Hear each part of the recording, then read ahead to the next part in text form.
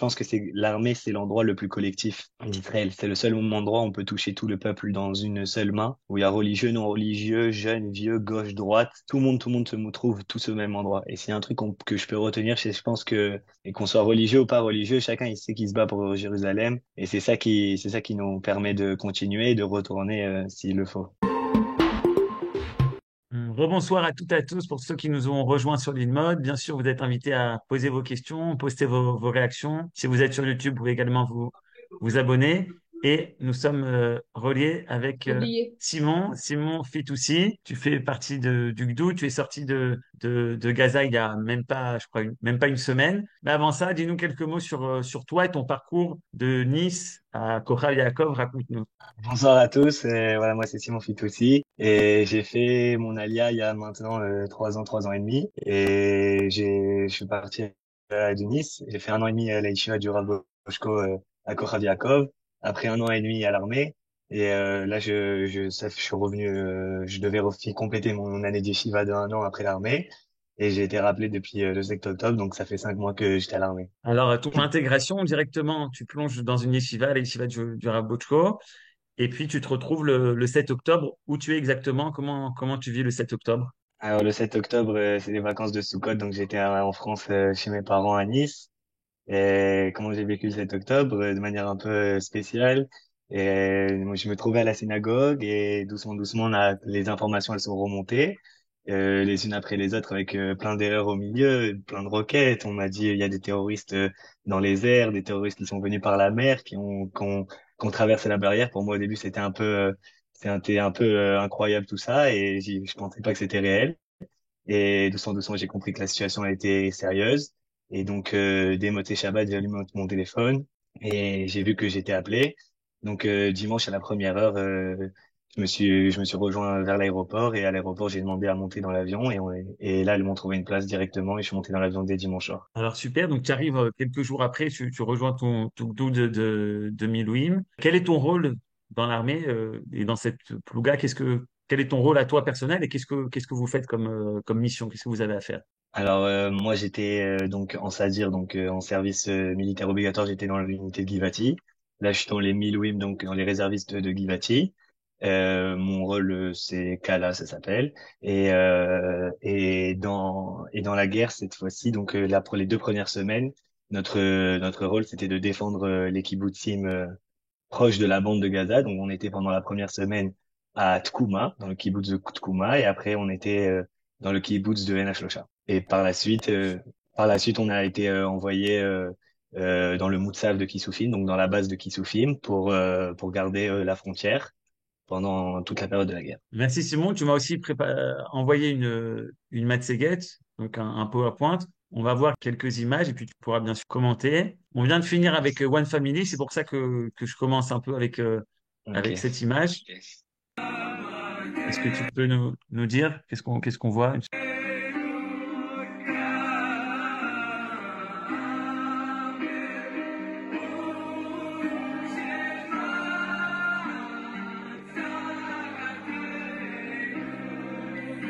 Alors là, on se trouve au ARTL. Je suis à la vidéo qui est finie. On se trouve au RTL. On est à la Levaya, donc à l'enterrement du soldat Elkana Wiesel, un soldat de 36 ans avec 4 enfants.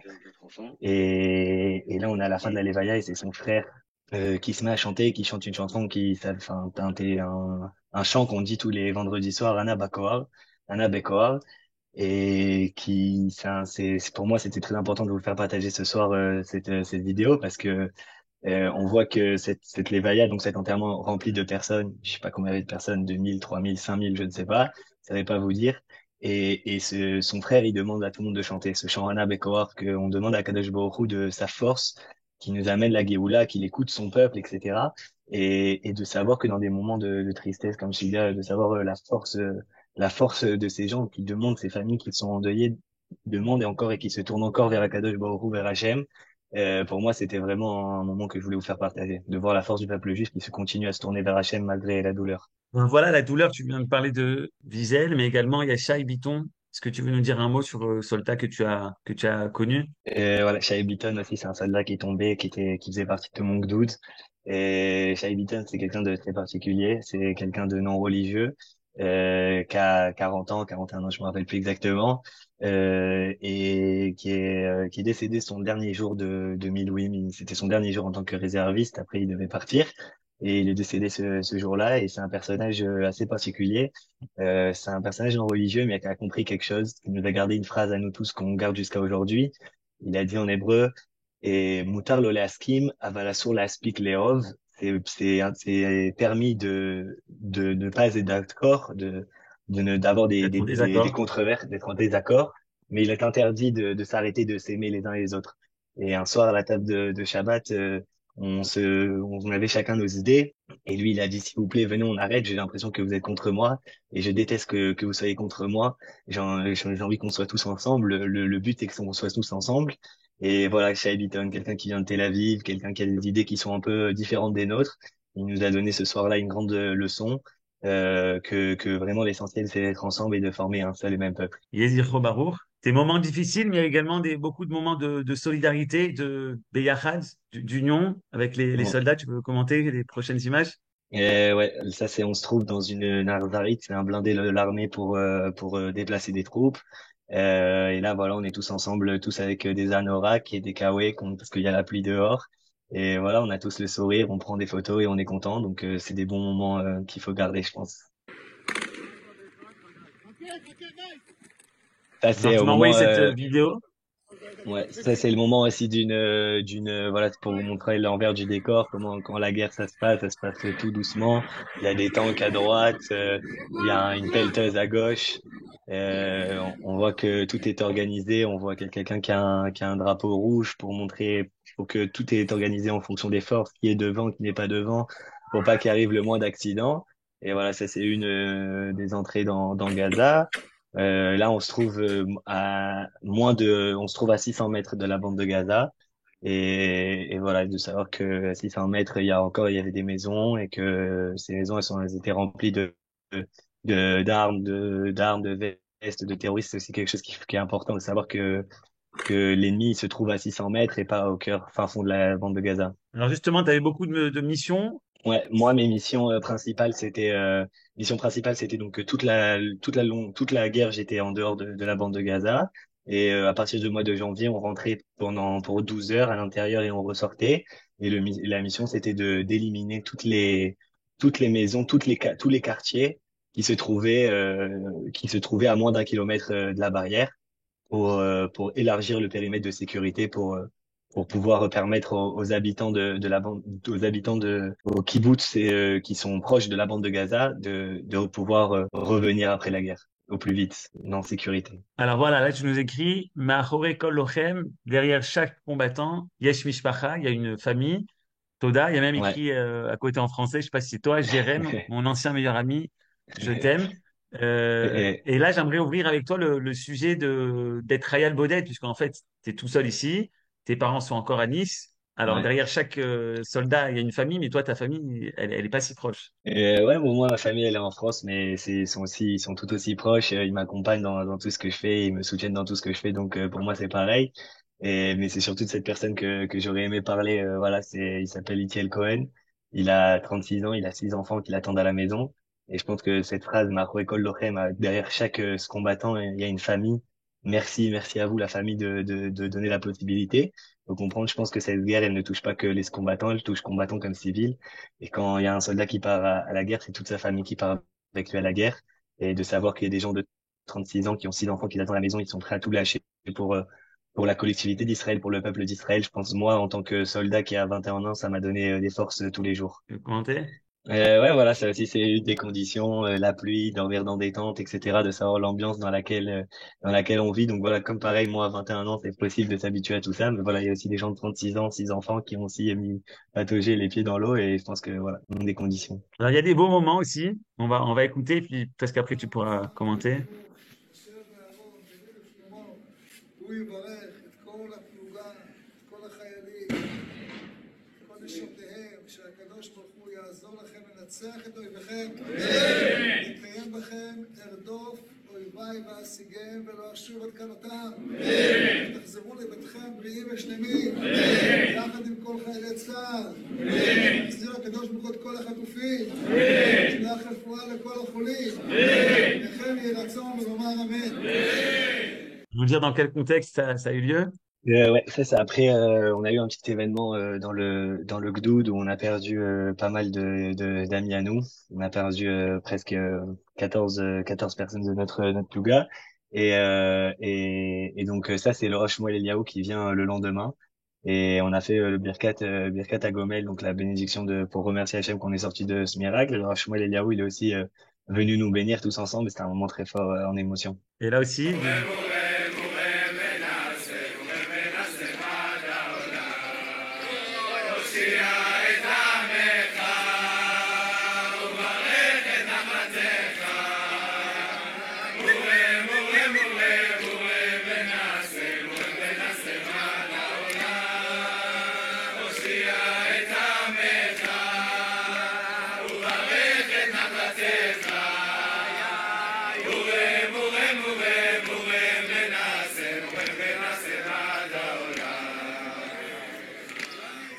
comment on fait Ouais, pour se relever quand il se passe quelque chose de tellement difficile, une catastrophe dans la Plouga? Comment comment on fait? qu'est-ce qu'on ressent et comment?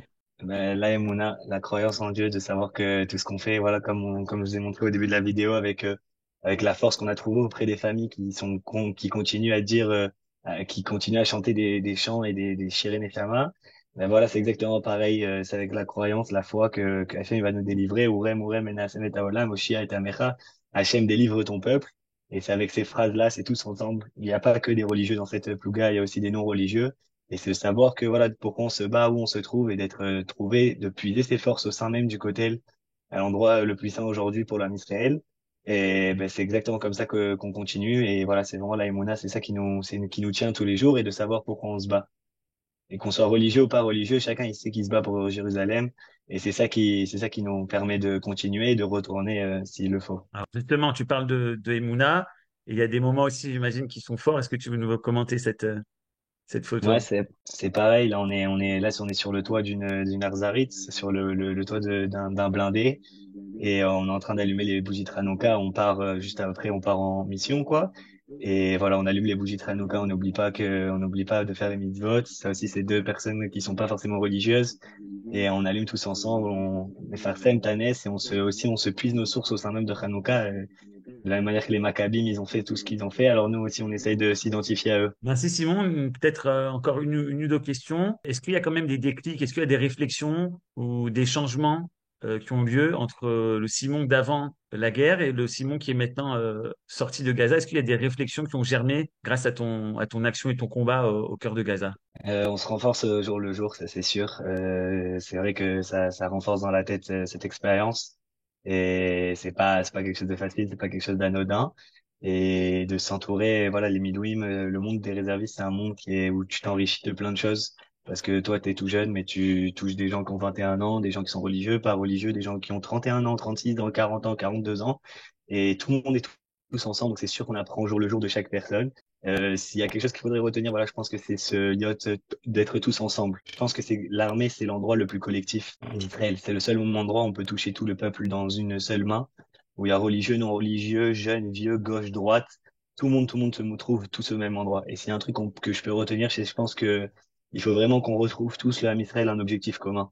À l'armée, quand on a vu qu'en dehors dans la rue, ça dérange des fois le monde religieux, il impose sur le monde non religieux.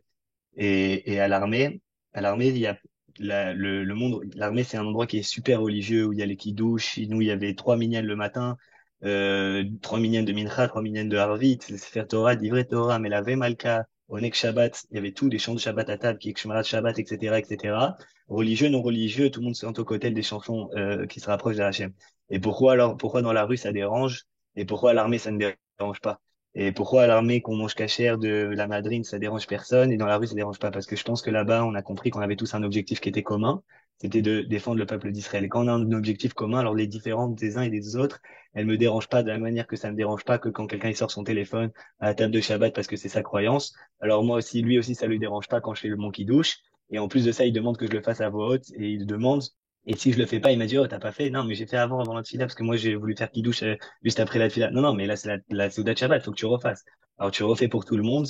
Et je pense que c'est exactement ça. C'est quand on a chacun un objectif commun, les différences de chacun, de chacun ne dérangent plus. Et je pense que c'est vraiment vers ça qu'il faut continuer que l'homme Israël, il se tourne vraiment vers cet objectif. Alors justement, tu dis qu'on a un objectif commun, mais pendant la période où tu étais à Gaza, tu es sorti pendant 4 jours et tu as accompagné le Rav de Shaul David Bochko à Paris.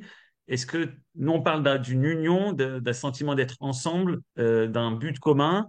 Comment tu as ressenti les élèves que tu as rencontrés, les étudiants que tu as rencontrés là-bas? Je suis parti à peu près le 20 décembre, donc on était encore au début de la guerre, d'un mois et demi, 2 mois après le début de la guerre. Euh, que tout le monde se sent concerné, que tout le monde se sent concerné par ce qui se passe en Israël, ça c'est sûr et certain.